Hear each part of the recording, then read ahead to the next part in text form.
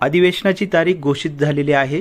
27 जून ते 12 जुलै दरम्यान अधिवेशन होणार आहे आणि या अधिवेशनाकडे महाराष्ट्रातील तमाम अंशतः अनुदानित तसेच त्रुटीपूर्तता अघोषित शाळेमधील शिक्षकांचं लक्ष लागलेलं आहे। तसेच शिक्षकांकडून आंदोलन देखील पुकारण्यात आलेलं आहे।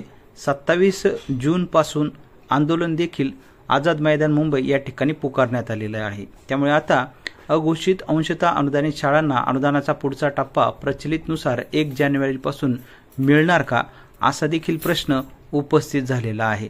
महाराष्ट्राचे मुख्यमंत्री एकनाथजी शिंदे, उपमुख्यमंत्री अजितदादा पवार तसेच देवेंद्रजी फडणवीस, शालेय शिक्षण मंत्री दीपकजी केसरकर हे महाराष्ट्रातील शिक्षकांना अनुदानाचा पुढचा टप्पा 1 जानेवारी 2024 पासून देणार का, याकडे महाराष्ट्रातील तमाम सर्व शिक्षकांचं लक्ष लागलेलं आहे।